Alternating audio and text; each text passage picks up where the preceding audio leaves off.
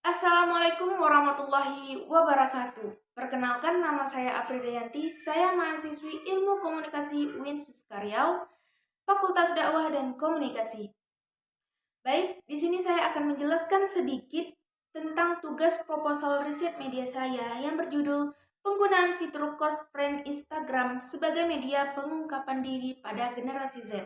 Pendahuluan, yang pertama ada latar belakang. Instagram menjadi salah satu media sosial yang kini sedang dipopuler di kalangan generasi Z. Instagram berhasil menempati posisi kedua sebagai media sosial favorit setelah WhatsApp. Hasil penelitian oleh We Are Social tahun 2022, Instagram merupakan aplikasi berbagi foto di mana para pengguna dapat mengambil, memakai efek digital, dan menghasilkannya. Ketika pertama kali muncul Instagram, hanya menyediakan fitur unggah foto. Kemudian pada tahun 2013 memunculkan fitur pengunggah video, aplikasi untuk berbagi foto dan video. Nah, Instagram terus melakukan melakukan terobosan dengan memunculkan fitur close friends pada tahun 2018. Fitur ini dihadirkan oleh Instagram bagi penggunanya yang ingin membagikan konten privasi dalam bentuk stories yang hanya dapat dilihat mudah pada foto profil pengikutnya. Nah, selanjutnya ada rumusan masalah. Berdasarkan uraian permasalahan di atas, maka rumusan masalah pada penelitian ini ialah bagaimana penggunaan fitur close friend Instagram ini sebagai media pengumpulan diri pada generasi Z.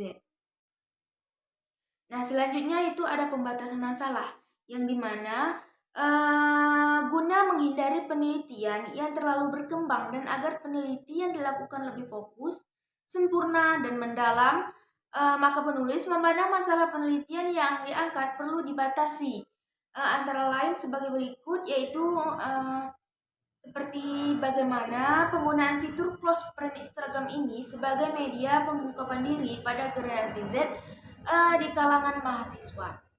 Nah, selanjutnya itu ada tujuan penelitian, yang dimana tujuan dari penelitian ini untuk mengetahui dan menganalisis bagaimana penggunaan fitur close friend Instagram sebagai media pengungkapan diri pada generasi Z yang dilakukan oleh beberapa mahasiswa. Nah, selanjutnya ada manfaat riset, yang dimana manfaat yang diharapkan dari penelitian ini adalah pemahaman yang lebih baik. Nah, riset ini dapat membantu kita mengetahui bagaimana penggunaan fitur close friend Instagram sebagai media pengungkapan diri pada generasi Z. Selanjutnya pada bab kedua, yaitu tentang tinjauan pustaka, yang dimana poin yang pertama yaitu ada kajian terdahulu.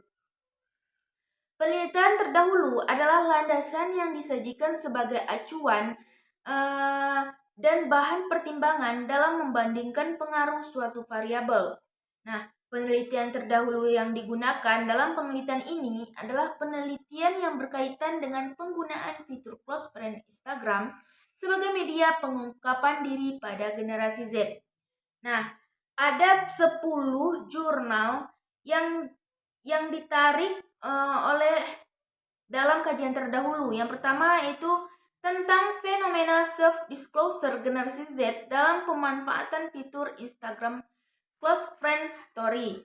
Yang kedua, motivasi pengungkapan diri melalui penggunaan fitur Close Friend Instagram sebagai Instagram pada mahasiswa.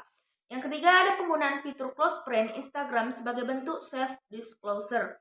Yang keempat, penggunaan fitur media sosial Instagram Story sebagai media komunikasi.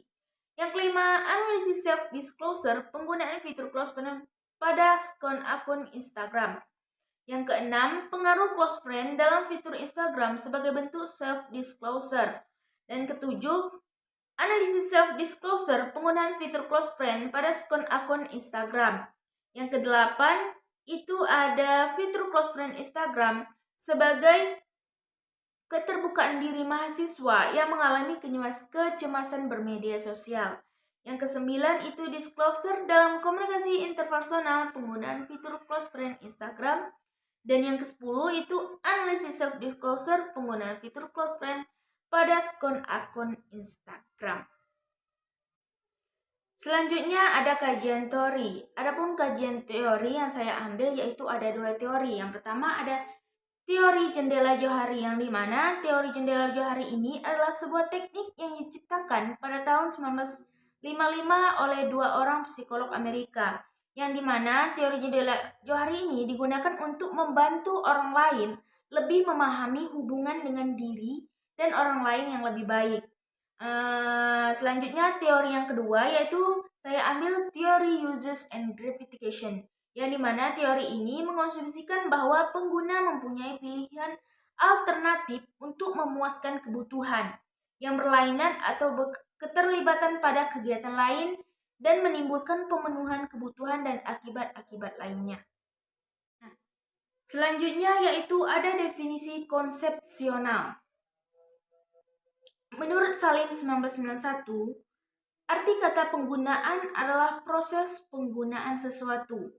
Nah, jadi kesimpulannya, pengertian dari penggunaan itu adalah runtutan proses atau kegiatan dalam sebuah aktivitas yang memberikan timbal balik yang dapat berupa sebuah manfaat.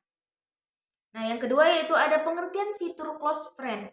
Fitur close friend adalah fitur yang biasanya ditemukan dalam aplikasi media seperti Instagram, yang dimana pengguna dapat menggunakan akun-akun yang mereka anggap sebagai teman dekat atau penting. Nah, selanjutnya yaitu ada operasional konsep. Operasional konsep adalah untuk mencerminkan keinginan untuk lebih eksklusif dan intim dalam berbagai konten. Dalam mengetahui pengguna fitur close friend Instagram sebagai media pengungkapan diri pada generasi Z ini, dapat mengetahui penggunaan fitur close friend Instagram ini dalam proses kepercayaan, ekspresi diri, dan keseimbangan. Nah, dalam kerangka berpikir ini, saya ambil dalam penggunaan fitur close friend Instagram sebagai media pengungkapan diri pada generasi Z dengan menggunakan proses kepercayaan, ekspresi diri dalam pengungkapan diri. Baik, selanjutnya yang bab ketiga yaitu tentang metodologi riset. Yang pertama itu ada pendekatan penelitian, yang dimana pendekatan penelitian yang saya gunakan yaitu adalah metode kualitatif dengan pendekatan fenomenologi. Tujuan penelitian ini untuk mengetahui bagaimana bentuk pengungkapan diri atau self-disclosure dan motivasi generasi Z melakukan pengungkapan diri di dalam fitur close friend.